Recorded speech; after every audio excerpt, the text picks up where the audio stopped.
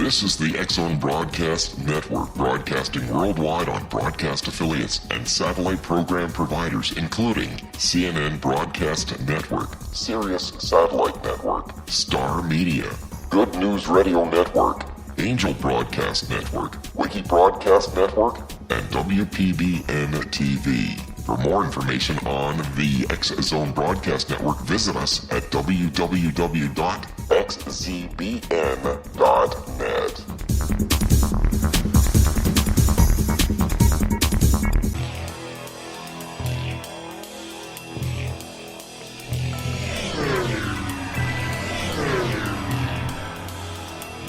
This is A Different Perspective with Kevin Randle. A retired U.S. Lieutenant Colonel, Kevin Randle has been studying UFOs for nearly 50 years. Kevin has investigated some of the most famous UFO cases in the world and has been consulted for dozens of documentaries about UFOs. Considered one of the leading experts into the Roswell UFO crash of 1947, Kevin has written more than 25 books about UFOs, including the recently published Roswell in the 21st Century. Now, here is the host of A Different Perspective, Kevin Randle.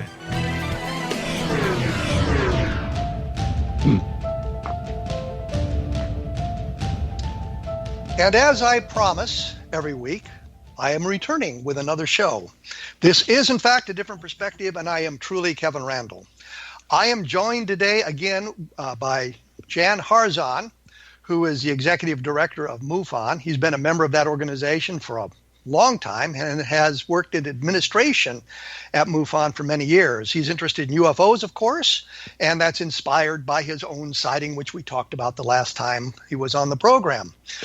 We're going to talk about MUFON and some of the things that are going on in that organization, some of the things that happened to it. But before we get to that, in the last few days, there has been a new document released about MJ-12. We haven't had an opportunity to talk about it yet. We're going to do that briefly today. And I thought I'd bring Jan Harzan on to get his take on it before I reveal mine. So, Jan, welcome to the program once again. Thank you, Kevin. It's great to be here. Thanks for having me on. You're familiar with this latest document? I've looked at it and I've read some of the things that are on the internet regarding it. I don't consider myself to be a document expert, but go ahead. Yes. Well, I mean, my question was simply, and I realize it's your personal opinion. What was your take on this MJ-12 document? Well, it looks like it needs a lot more vetting. I guess the first thing I'd say is, it appears that it was given from a privileged resource or source. You'd probably like to know who's providing this and what's their background. Is it being provided through military channels, through intelligence channels? Is it just someone who was given the document by a friend? I mean, I would like to know kind of the genesis of where it all came from. And I know that's sometimes difficult because sometimes when people want to leak stuff, they don't want their name known about it. But it just makes it harder to validate whether it's a true, real document or not. But wouldn't we be looking at the text of the document, realizing we don't have the original? We have merely a Xerox copy or a copy made from a PDF file, but looking at the information in the document, the construction of the document, that sort of thing, doesn't that pretty well give us a clue as to the validity of this particular document? I would think so. Again, I'm not a document expert, but I understand that there's some issues with the top secret markings on the document and where those are and how they're marked. Some of the references to other projects that don't appear to follow what's known about those projects and some of the classified stampings on the document. But I personally would leave that more to someone of a Stanton Friedman and or a Dr.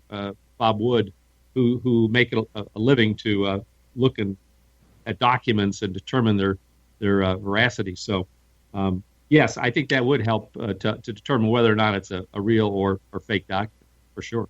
Well, just so the listeners understand, this is an MJ-12 document. It allegedly is ultra top secret, which is the marking is wrong on there.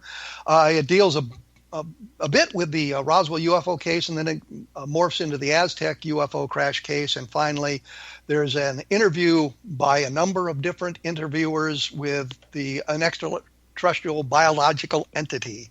And I think looking at this document from my perspective, that most of the information about Roswell is just flat wrong.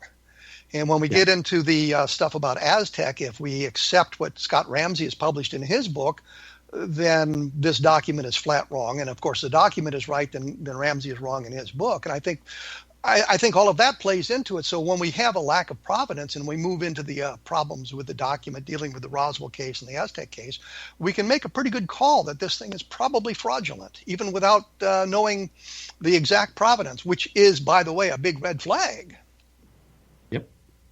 No, Kevin, I couldn't agree with you more. It's just, honestly, I don't consider myself to be a document expert, so I'm not going to weigh in on it one way or the other. But I think a lot of people are looking at this right now, and I think there'll be more information posted on the internet about it. If it is, in fact, a fraudulent document, it makes you wonder why people would go to such lengths to do this kind of a thing, and what's behind all of that. Well, I understand, of course, that you haven't I guess we could say the expertise to make a call on the document. And I understand that. It's not a big deal. I published a bunch of stuff about it on my blog at www.kevinrandle.blogspot.com, which is just my way to plug the blog once again. And we're coming up on our first break here. When we come back with Jan Harzan, we're going to talk a little bit about the gorilla that's in the room, and then we'll morph into some other information about the MUFON organization and things like that. So we will be back right after this, so stick around.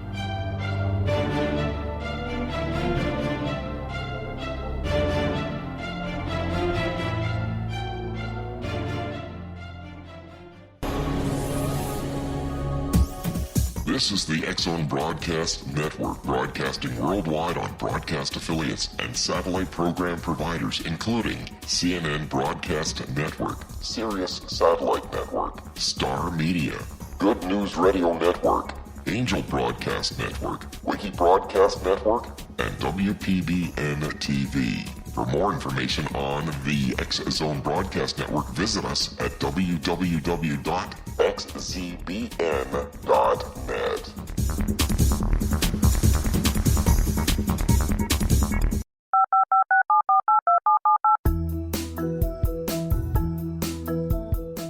Did you know that when you're on the road with limited data or Wi-Fi, you can still listen to the X-Zone Radio Show with Rob McConnell, The Science of Magic with Gwilda Wiyaka, X-1, Dimension X, Space Patrol, and every minute of the X-Zone Broadcast Network by calling 213-401-0080, courtesy of Audio Now. No smartphone, app, or internet needed. It saves your data plan, and it's free if you have unlimited minutes. Call 213-401-0080 to listen on any phone, anytime, anywhere. Remember 213-401-0080 for the best of the paranormal, parapsychology, and sci-fi radio programming anywhere, 24/7, 365.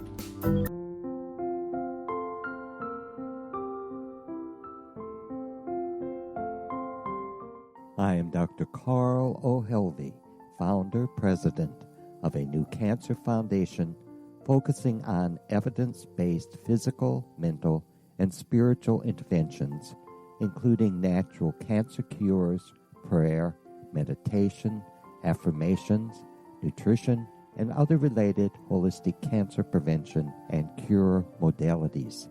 These are used in cancer education, research, and financing care. I ask for your help to continue this important work by donating at www.holisticcancerfoundation.com.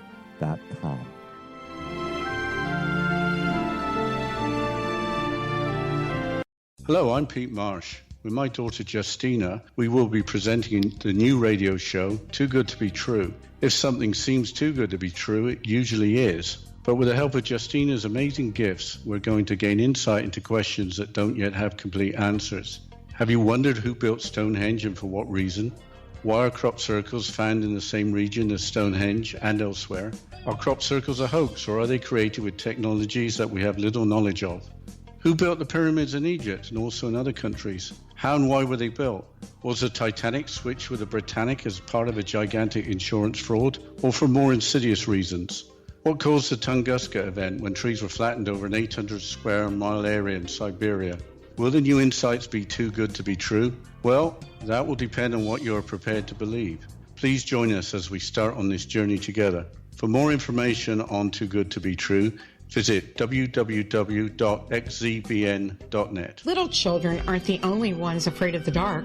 Millions of soldiers return from war zones with PTSD, anger, frustration, fear, and loneliness, much of which surfaces during the darkness of the night. You have the chance to change the lives of these American heroes. Songs and Stories for Soldiers.us provides free MP3 players for these men and women. With a list of 3 million songs in 16 different styles, 100,000 audiobooks, and 30,000 old-time radio programs, every veteran can find something to soothe and comfort them at no cost. All our players contain an 8-hour audio program designed to help veterans fall asleep. With 1,500 plus vets now participating, it's our goal to deliver 10,000 audio players this year. Go to our website at songsandstoriesforsoldiers.us. Help us help a veteran make it through the night.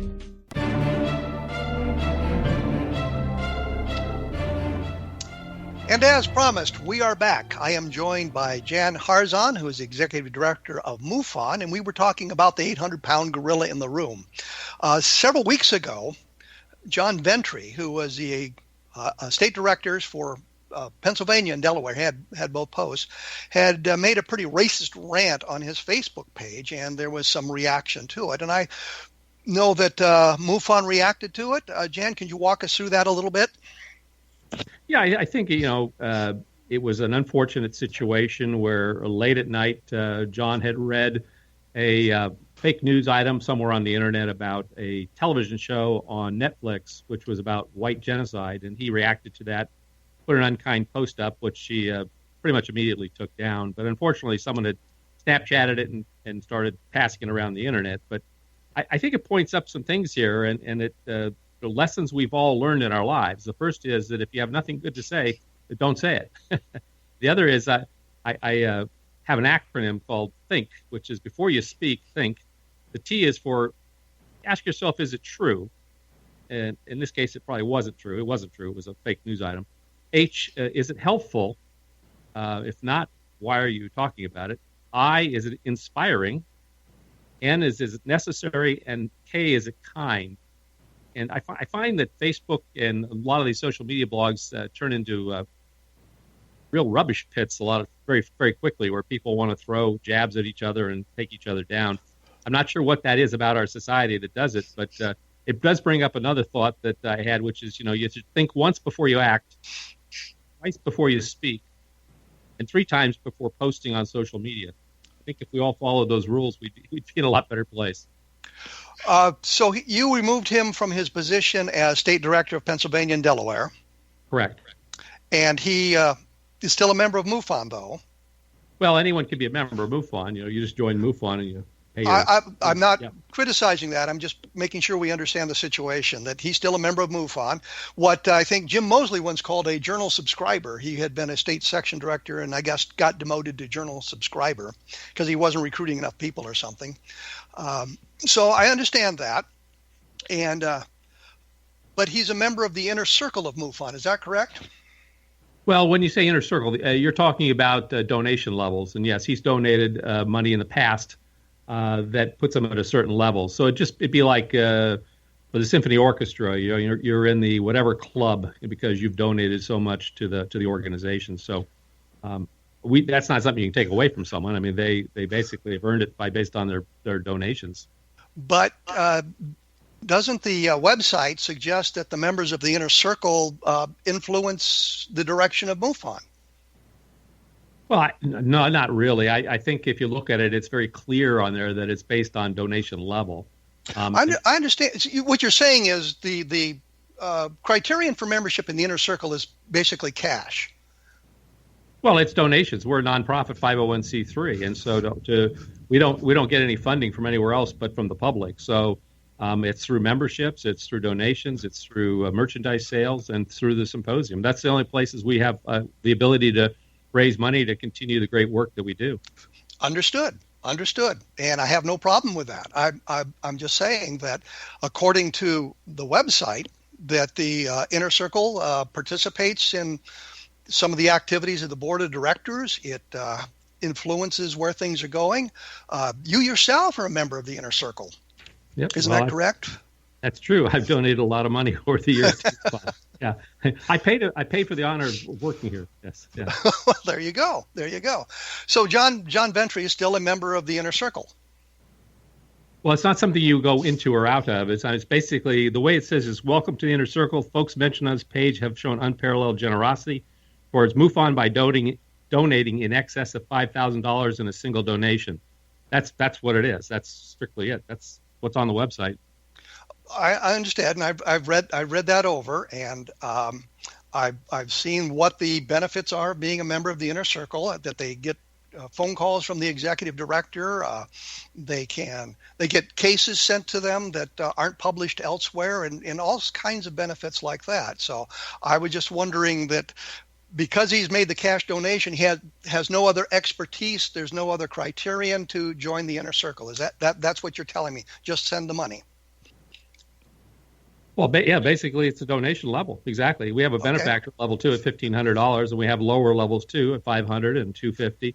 So yeah, I mean that's pretty much it. I mean people have different means to support, and we appreciate anybody's support, even if it's $25. I mean that's what it requires to run an organization of this size and magnitude. Is Jay-Z Knight a member of the Inner Circle? Yes, she is. Yeah, and she's the one who channels the 35,000-year-old or 34,000-year-old Lemurian warrior. She may do that. We don't not turn away. If people want to donate money, we let them donate money. And she has also made a number of racist rants. Are you aware of that? I should remove her from being state director, but she isn't. Yes. Well, I'm just saying, her Lemurian warrior supported Donald Trump, which is neither a good thing or a bad thing. I mean, politics should be removed from that. But she, in a drunken rant, apparently said, "Fuck God's chosen people," meaning the Jews. I think they've earned enough cash to have paid their way out of the goddamn gas chambers by now. And then she, or rather her 35,000-year-old Lemurian warrior, said that the Mexicans breed like rabbits. All gay men were once Catholic priests. And in a strange comment, said organic farmers have questionable hygiene. So she's a member of the Inner Circle because she donated $5,000, right? Well, Kevin, look, I mean, you're talking about freedom of speech here. People, we don't, as an organization, go out and study everybody's websites and everybody's Facebook pages. That's not anything we're here. We're here to study UFOs, and we're here to find out what they're about and where they're from and why they're here. That's what we do as an organization. If people want to send us money, we accept their gifts. Obviously, if we knew it was illegal money, we wouldn't take it. But as far as individuals and or organizations wanting to support one, we welcome any kind of cash donation. Well, in a similar vein, she had given a number of Democratic candidates some $70,000, and they returned the money. Wanted nothing to do with her because of that. And I'm just wondering, now we've got two people on the Inner Circle who have expressed some very racist opinions that I think do not really fit in with the majority of the American public. And I just wondered why these people remain in the Inner Circle. Yeah, they've given you a lot of cash, but you can get rid of them by giving them their money back if you wanted to. And these are people who exert a certain amount of influence over the MUFON organization, and I'm not sure how that advances the scientific nature of the organization. Well, I think what you're mistaking is you're thinking that because they've paid this cash that they are actually controlling MUFON. Nothing could be further from the truth. Anybody can write to me and or talk to the board and say, hey, I think you should do this, do that. I've never received an email from Jay-Z Knight. I probably wouldn't even know. I wouldn't know her if I met her on the street. So these are people who have donated money, and because of that, they're part of the inner circle. It's just more like a donor board you'd find at a museum or at a opera house, or to support the organization. That's all it is. What about our good friend John Grace? What about him? You familiar with him? I do know John, yes. And he masqueraded, I guess, as Val Valerian. And is I don't think that's the same guy, honestly. You don't think it's the same guy? No. That's why I asked, to make sure. I'm pretty darn sure it's not the right same guy. That's not the John Grace I know. Okay. Well, the John Grace that we found on the internet, of course, is also produced the Krill report, which dealt with, I think, MJ-12 and some of the documents like that. Yeah, it's not the same individual. Okay. That's why I asked, because I wasn't sure about that, and I wanted to make sure we had the right people here. How about David McDonald? Well, David used to be the executive director before I took over. Yes. And you're familiar with his Mile High Club? Yes, I am. Okay. I don't think that's really egregious, by the way. I think it's really kind of silly, but I know that a number of members of MUFON were kind of upset about that. Yeah, it's more of a marketing ploy in some sense. I mean, because what Dave does, he runs one of the world's largest FAA training schools for the government. So, if it was such a problem, I'm sure the FAA would not have authorized him to do that. I'm just wondering, though, that when we look at the mission of MUFON, and we understand we're dealing with a fringe phenomenon here. A lot of people look down their noses at anybody who deals with UFOs. And I'm just wondering if this sort of thing is helpful in furthering the goals of the organization, a scientific organization. What things in particular, specifically? Well, I mean, the Mile High Club, you've got, he's also on the board of directors, by the way, isn't he? Yes, he is. So he would have influence on the day-to-day, well, not the day-to-day operation, but the operations of MUFON and the things that you look at and the places you want to go, scientifically speaking. Yeah, David's been active in MUFON for over 10 years now. He's done quite a bit with the board and in different positions. Right now, he's working full-time and running 3 different businesses. But he certainly does have input.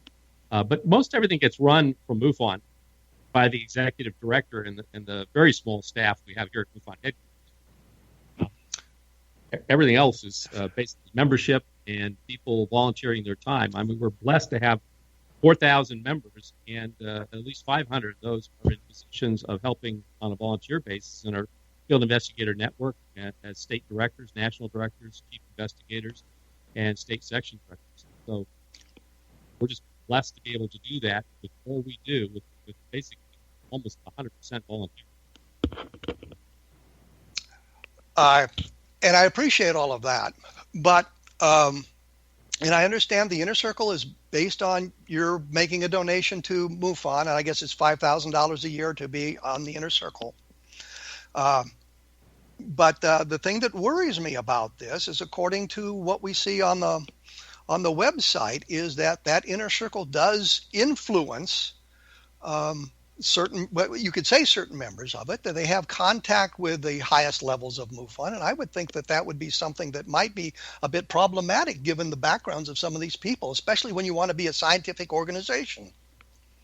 Yeah, but what you need to understand, Kevin, is most of these people don't attend our event. I mean, they don't all attend the events. They don't always take advantage of the opportunity. To be honest with you, anyone could pick up the phone and call MUFON and speak with myself. So it's not like you need to pay $5,000 to be able to talk to MUFON. I always encourage people to become members, though, because for $4.99 a month, I mean, you can help support the work we do. It costs money to have the computer systems we have, to maintain those, to have an office full-time, to have people on the phones working with people all over the world who are encountering this phenomenon and having issues with that one way or another. We support probably 10 experiencers a day through our experiencer research team who are interacting with the phenomenon and trying to deal with that and integrate it to life. Let me interrupt you right here because I'm running up against the break again. So we're going to have to take a quick break here. We'll be back with Jan Harzan talking about MUFON and the direction of MUFON. Type MUFON.com into your search engine and you'll be able to find their website and talk to them about that. For more information about some of the things we're talking about here today, check at www.kevinrandle.blogspot.com, and we will be back right after this, so please stick around.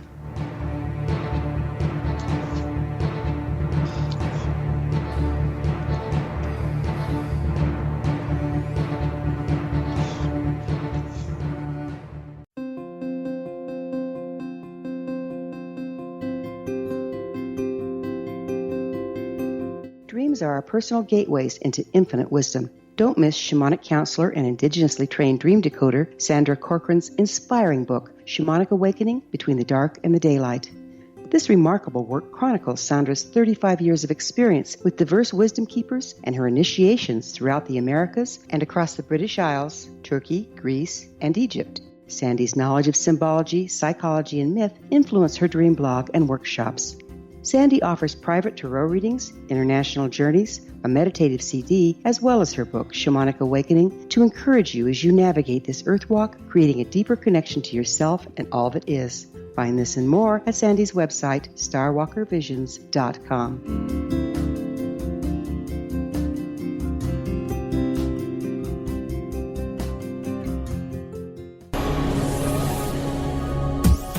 This is the X-Zone Broadcast Network, broadcasting worldwide on broadcast affiliates and satellite program providers, including CNN Broadcast Network, Sirius Satellite Network, Star Media, Good News Radio Network, Angel Broadcast Network, Wiki Broadcast Network, and WPBN TV. For more information on the X-Zone Broadcast Network, visit us at www.xzbn.net.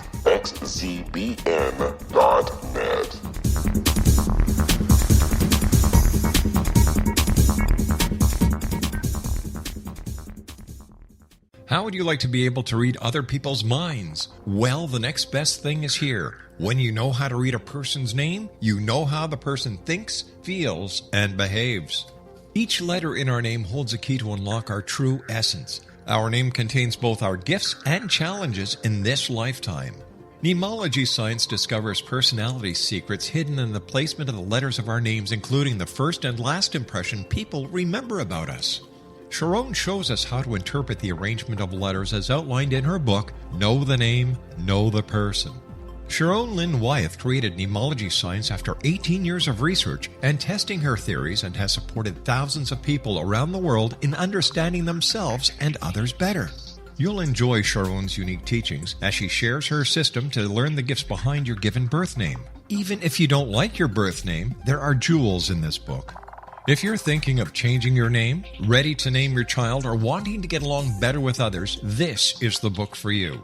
If you'd like to improve your relationships and change your life for the better, get the book today, Know the Name, Know the Person, or visit www.knowthename.com. That's www.knowthename.com.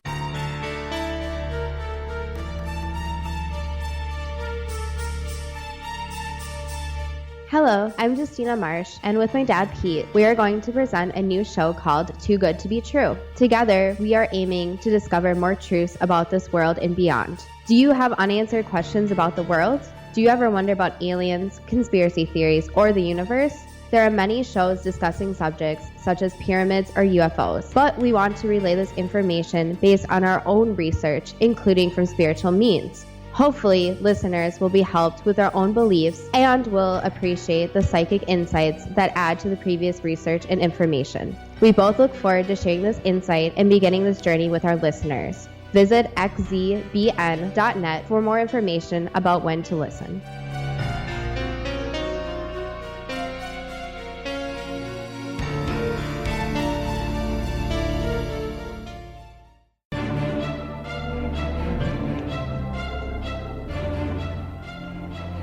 If you stuck around like I suggested you should, then we are back, and you know that.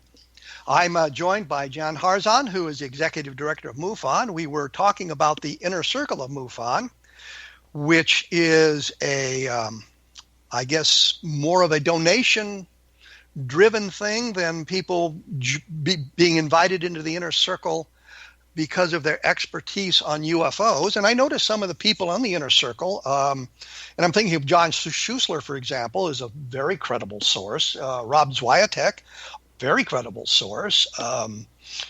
Teresa Teresa Terry Lynch. These are some very, very credible people. So it's not a bad thing being on the board of directors of MUFON.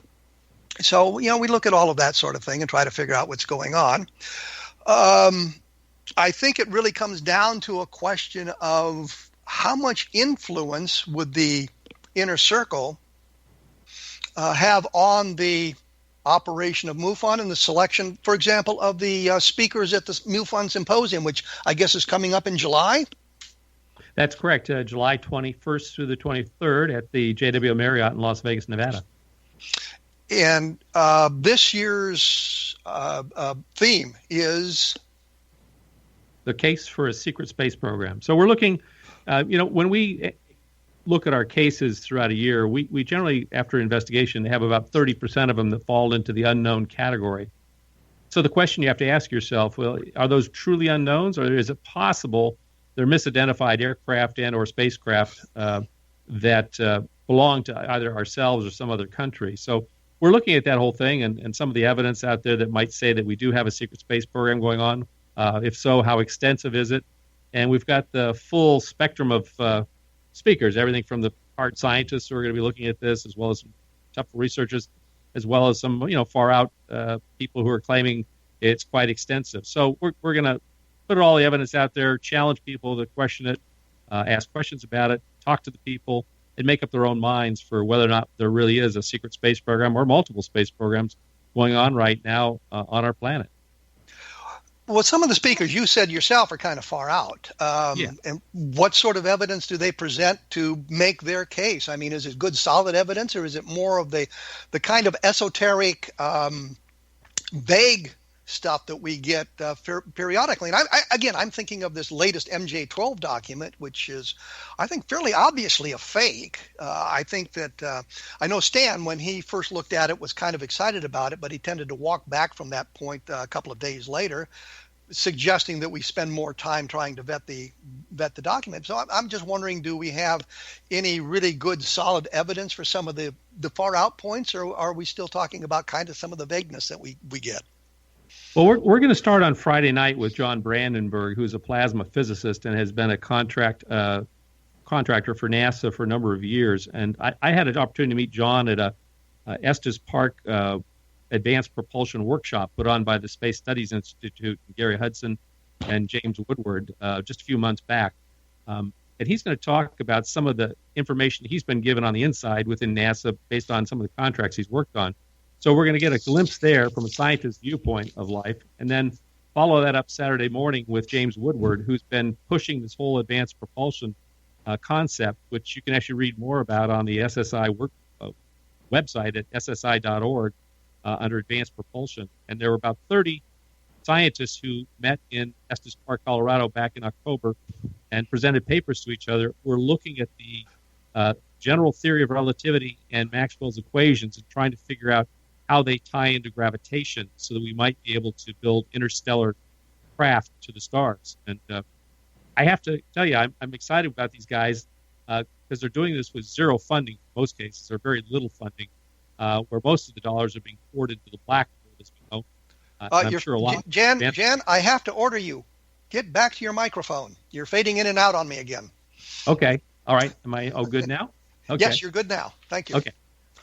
All right, and then we're going to follow that up right after that with Michael Schratt and Mark McCandlish and Dr. Bob Wood, who are going to talk about current cases, current things, and how do they keep all this secret, but also some inside information that has been gleaned through the aerospace industry through the years.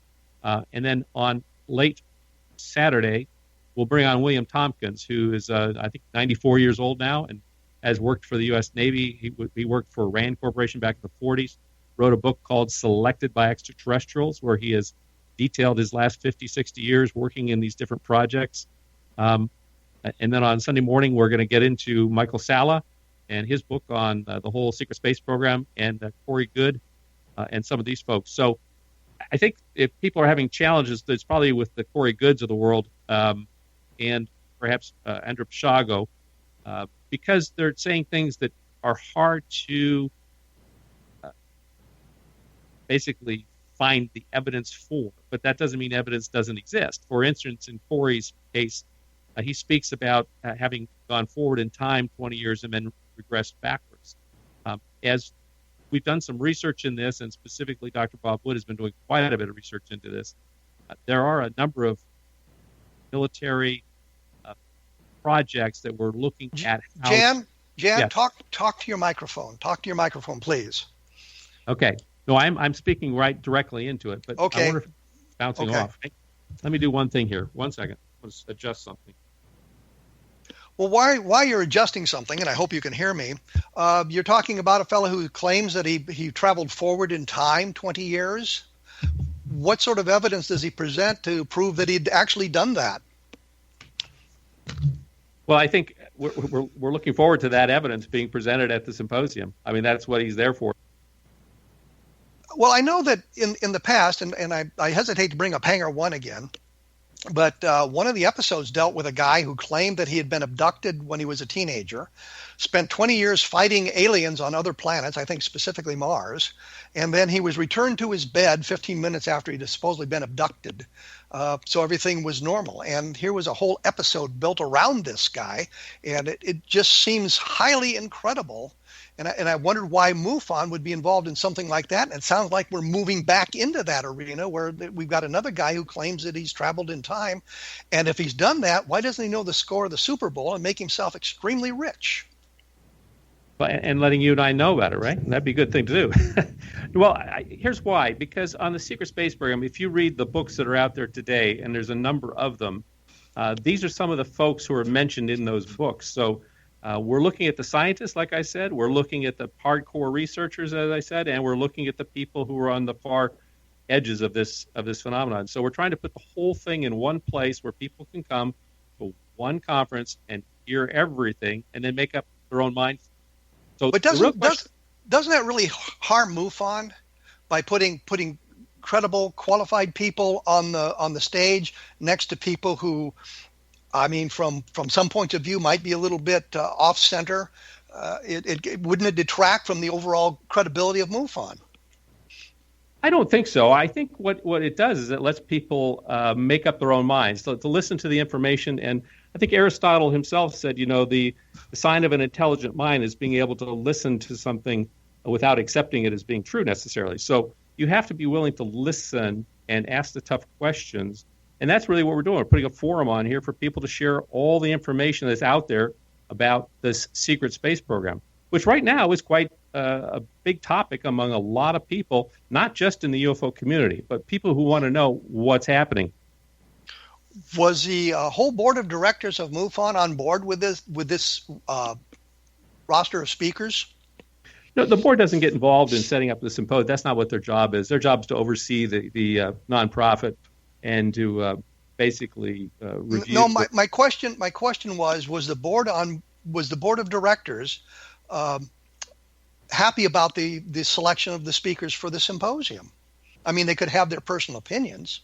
Yeah, I don't think you could say they're happy or unhappy. They are aware of who the speakers are. I mean, a lot of them would like to hear some of these people, to hear what they have to say. I mean, if you shut people down without listening to them, I think that's even worse than the other side of the equation. So you have to be willing to open your mind up and listen to it and weigh it based on what other information you have and what you know, and then make up your own mind. We're not telling people what to think. We're not telling people how to think.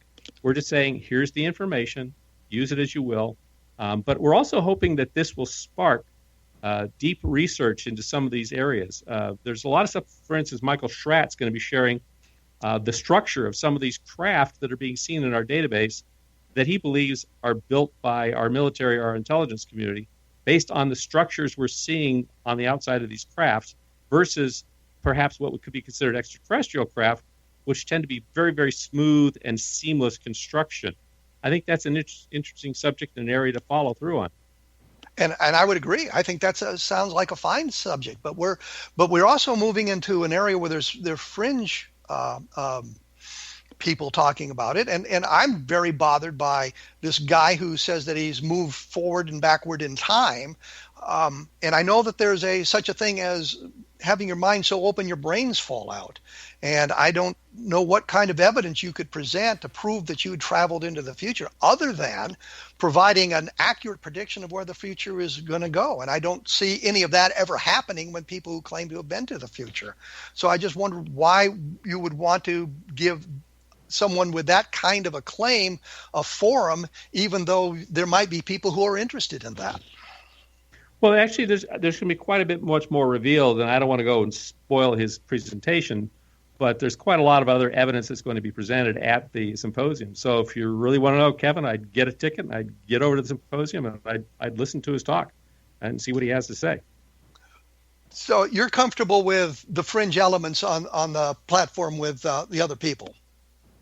I'm comfortable with letting people share what they believe to be true, and letting the intelligent audience that we attract make up their own minds on what's real, what's not real. I'm not trying to tell people how to think or what to think. I'm really trying to put the whole story together. And that's how this whole symposium was packaged. It was packaged to say, okay, what is the case for a secret space program? Does it exist? Does it not exist? If it does exist, to what extent does it exist? Is it just something near Earth orbit, or is it something intergalactic? There's a lot of questions here that I think are fascinating and people are going to be delving deep into for many, many years to come. Are you suggesting, by what you've just said there, that speakers on your symposium are going to suggest that we have engaged in the interstellar flight? Meaning we have gone somewhere. Yeah, it's very possible. I mean, honestly, I can tell you that the scientists that we've put on the subject area, they're working to make that a reality. And they believe that they can have some breakthroughs here in the next 10 to 20 years that'll actually have us going interstellar as a civilization. And I'm rooting for these guys, because honestly, the faster we get out there, the faster we're going to find out what the truth is behind UFOs, in my opinion. Oh, I'm all for interstellar flight. I'm a big proponent of it. I just understand some of the problems with interstellar flight and the vast distances between the stars as we move into space. We're going to have to take another quick break here. I'm with Jan Harzan, who is the Executive Director of MUFON, and you can email him if you so desire at the Go ahead, you say it. Yeah, it's EXE for executive.dir for director at MUFON.com. EXE.dir at MUFON.com. And take a look at the MUFON website. Just type MUFON into your search engine and it'll come up like in 7 billion different places. So you easily can get to their website. And I have a lot of stuff about the UFOs and things we're talking about today, like the new MJ12 document at www.kevinrandle.blogspot.com. So we'll return after this short break with more about the MUFON Symposium and where things are going. So stick around.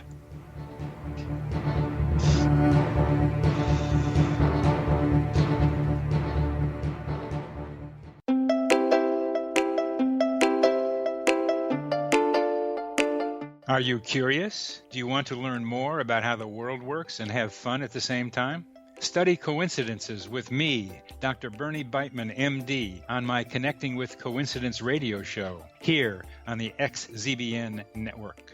Listen to Jungians theorize, statisticians randomize, true believers evangelize, while I categorize. I dance to the rhythm of coincidences. People who experience me see more of them. Maybe something on the show matches a thought in your mind. Let us know. Expand your mind to the weirdness happening around you. Synchronicity spoken here, there, and everywhere. For more information, put Connecting with Coincidence in your search engine and find my website, my social media sites, and my blog.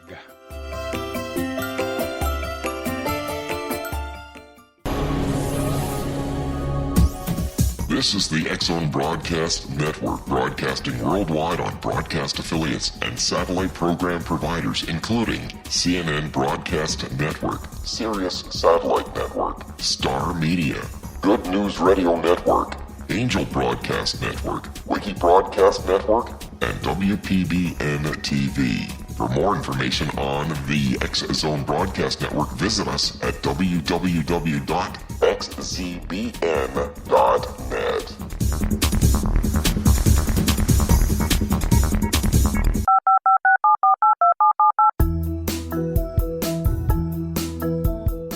Did you know that when you're on the road with limited data or Wi-Fi, you can still listen to the X-Zone Radio Show with Rob McConnell, The Science of Magic with Gwilda Wiyaka, X-1, Dimension X, Space Patrol, and every minute of the X-Zone Broadcast Network by calling 213-401-0080, courtesy of Audio Now. No smartphone, app, or internet needed. It saves your data plan, and it's free if you have unlimited minutes. Call 213-401-0080 to listen on any phone, anytime, anywhere. Remember, 213-401-0080 for the best of the paranormal, parapsychology, and sci-fi radio programming anywhere, 24/7, 365.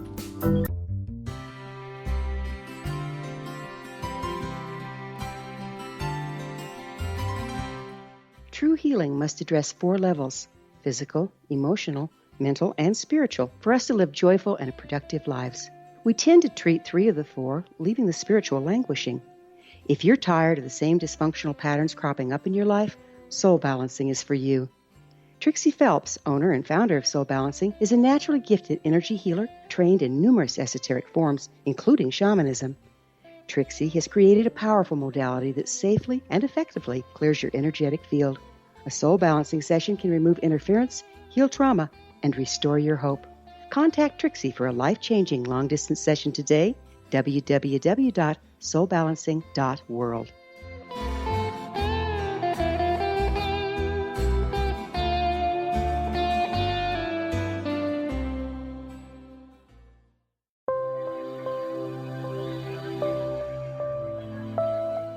There's a legend shared by many indigenous cultures of a time when the nations were cast to the 4 corners of the world. Each nation was given a body of sacred knowledge that held a different portion of the truth to preserve. True reality could not be known until all the nations reunited, combining the information. If a single one was missing, the world could not be reborn and darkness would prevail. The Science of Magic Radio is dedicated to reuniting the sacred knowledge. With the understanding, none of us has all the answers, but together we can open new perceptions and possibilities. Through our combined vision, the world can be reborn into a place where darkness no longer prevails. Join me, Gwilda Wiyaka, and the Science of Magic daily on the X-Zone Broadcast Network, xzbn.net, or visit us at thescienceofmagic.net.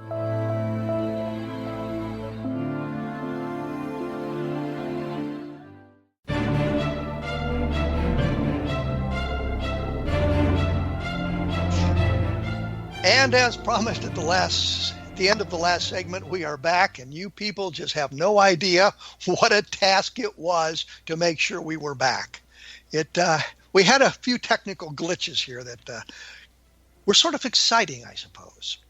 When we left, we had been talking about the MUFON Symposium, at the number of speakers who would be there, who all would be there, what some of their expertise was, and that some of them I would consider somewhat fringe and maybe not the best speakers for a scientifically oriented symposium, but I have no influence. And it's up to MUFON to decide who they want to invite to their symposium and what platforms they want them to endorse. When I think we kind of finished with the symposium. Was there any other comments you wanted to make about the symposium and the people who would be there? Well, just that if people want to find out more about it, they can go to mufonsymposium.com and all the information is there, or just go to our website, mufon.com, and click on the menu bar under where it says symposium, and they'll get all the information they'd like to know about it. Okay. That sounds fair to me. We had talked briefly And when I say we had talked, that was you and I in email had talked briefly about with the Mars program that the MUFON is involved That's with, correct. which does not mean a trip to Mars, but it means this. It could be that fun. Yeah. But Mars, it means... Go ahead. I can explain what it is if you'd like, but go ahead. Please, go ahead. Yeah. So Mars, about 3 years ago, I had announced that we were going to try to build a global UFO database, which would have all the information in it on all the different cases and everything that we've had through time and have collected in our files.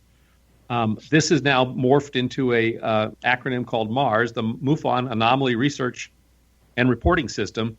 And it's basically a large database that people will be able to access through their computer, online. And we'll have inside of that all of our CMS cases. We have all of our Pandora cases, which were all the cases from 1969 through about 1989 that were in 19 four-drawer files in Walt's old garage when he first started MUFON and spent 30 years doing this. We'll have the Len Stringfield files. We'll have all sorts of information that, frankly, people have never seen before when we finally get it built and can complete it. So we're really looking forward to having this repository built. And on top of that will be our case management system. As people report stuff, it'll go directly into this database. I would assume that to access this system, you have to be a member of MUFON. Well, I think we're going to provide information generally to the public, but to delve into some of the more detailed files that have been in our drawers for 30 years plus, I think you're going to need to be a member. That hasn't actually been worked out yet, Kevin. We're looking at how best do that. So we want to give people lots of information, but I think for some of the people who are hardcore researchers who are MUFON members, they may get a deeper dive than some other folks. Yes. Is there going to be a reexamination of these cases? Because I have to assume that if you've got cases from 1969 or 1968 in the drawers, some of them would have been solved by our greater knowledge now or information that has been released by the government and so something like that. So some of the cases that may have originally been unidentified may in fact have been solved. Is there going to be any kind of review of the cases before they're stuck into the database? Well, yes, every case is going to be reviewed, but more from a standpoint of redacting any witness information that might be in there. In the old days, we used to do it all by hand, and we would write out the forms with the addresses and phone numbers and names of the individuals. So that needs to be redacted. In the public view of this thing, we'll have all the documents scanned fully, but we don't want to give out people's personal information on the internet, obviously. So they'll be that way. Now, as far as going back and reinvestigating these cases, that's really up to individuals who'd like to do that. I mean, we don't have the staff to be able to go back through thousands of cases and try to reinvestigate them at the present time. But certainly, if you find something you think has information, you can pass it along to us, and we'll include that in the case file. Definitely.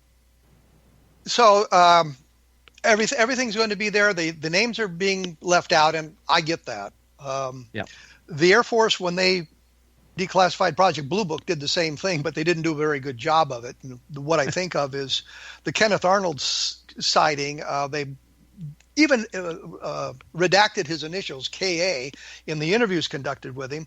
But in grease pencil on one of the transcripts, they had written in big letters, Arnold case, which kind of gave the whole thing away. And in other cases, they had newspaper clippings, so they redacted the names of the people from their files, but the names were in the newspapers, so you could plug them back in. And I know Don Berliner did it, and I did it. We had gone through the Blue Book files before they had been redacted, and we had all the names. Sure. So we could put the names back into the cases, especially the unidentified cases, which were very important, so that others could talk about it. But I understand wanting to take people's names out of it because, and I've said this before in other places, Bill Brazel complained to me about the drunks calling him at 3 o'clock in the morning, asking about the Roswell case to see, well, did you really say that or not? And in today's environment, you've got people who just have no social graces and would call somebody at 3 o'clock in the morning and say, did you really say this? Did you really mean this? Or you are scum for saying this or something like that. So I get that. But you're also saying that for the hardcore researchers and the members of MUFON, the names would be available, but not necessarily online. Oh, no. We wouldn't make the names available to anyone. I mean, that's only, our director of research might be able to see the names our director of investigation might be able to see the names, but it'd be very limited. We're not going to make the names available to the public or even to the membership, because a lot of these people, gave these reports with the idea that they wanted to remain anonymous. Now, it does bring up a good question, though, and that is, how long should things remain anonymous? I mean, in the government, what is it, 25 years? If something's classified, that it becomes declassified? Not necessarily. It depends on the document. Some Sure. of them are classified in perpetuity. There is documents from World War I that are still classified. Right, and in the case of UFO files, like you were mentioning some of the Blue Book files, I would imagine, since most of these cases happened in the 60s, 50s and 60s, that many of those people who reported are no longer alive.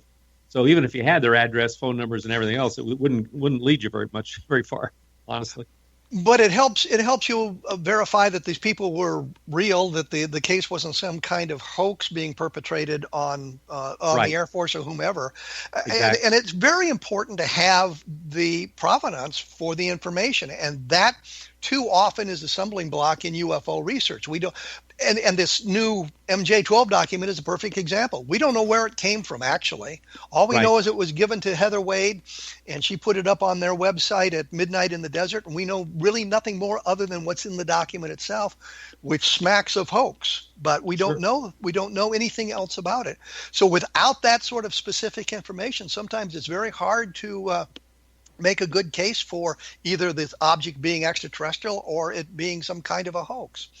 And, Right. and the names are going to be kept. It's not like the Blue Book files where they've redacted them and you can't really get back to them unless you had earlier access to it. Yeah, no, the names will be definitely in the files. And, we have had researchers in the past, perhaps even yourself, who've contacted us and asked for, on a specific case, can I get in touch with that witness? And what we generally do is we reach out to the witness and say, hey, we have a request here from Kevin Randall, who is so-and-so, and he would like to look at your case. Would it be okay if we gave him your name and number, or could we give you his name and number and you could contact him? And so we don't mind doing that. If it's a real researcher doing real good research, we don't have a problem. We just don't want the general public, like you say, calling people up at 3 a.m. and harassing them. That's not a good thing. Yeah, and like I said, I understand that. So, but that system is to, I guess, digitize. The Mars system is to digitize everything and get it available on a much wider scale than it is now. Absolutely. When I first joined MUFON, maybe 30 years ago, we got involved with it. MUFON was known as the black hole. You would send in your reports and never hear from them again. And part of that was just because the computers weren't in big use back then. We didn't have the personal computer. And a lot of the stuff were in 4-drawer filing cabinets, in a garage. And so to go through 19 4-drawer files and try to find that one document was not an easy thing to do. Well, now with technology and scanning all these documents with just a few keywords, you can turn up anything you want on any given subject. And you can double check other sightings that might have happened at the same time. It's going to be a real step forward, I think, for ufology and for research into this whole field. Honestly, I do believe that. Well, I think we're just really basically out of time here. Okay. I'd like to thank you for taking time and the patience for us today on a different perspective. As I said, it's John Harzan is the Executive Director of MUFON. Take a look at MUFON.org for more information about the organization, and take a look at the symposium on their menu bar, and you can find out everything that you want about it. If you want more information about some of the things we talked about today and some of the other information available, look at www.kevinrandall.blogspot.com. And if you're looking for stuff on the MJ12 document, I've got a lot of that on my blog, of course, now. The book, Roswell in the 21st Century, I did a 50 or 60 page appendix of it with some 175 footnotes about my opinions on the validity of the MJ12 documents and the fact that Bill Moore was the recipient of the document through Jamie Chandra, but Bill Moore had announced at the MUFON Symposium in 1989 in Las Vegas that he had been a disinformation agent for the United States Air Force at one time, so I'm not sure how valid we can take anything he said about anything, given all of that sort of thing. We will be back next week with another show about UFOs, the paranormal, and the unusual, discussing these sorts of things so that we can kind of shine a light. I was going to say spread a light, shine a light on the topic, and maybe provide, in essence, a different perspective on all of this sort of thing, because the best way to understand what is going on is to have access to all the information that is available. So I would suggest that you tune in next week and listen to what we have to say about UFOs, and I will be back with my perspective, which is a different perspective, in 167 hours.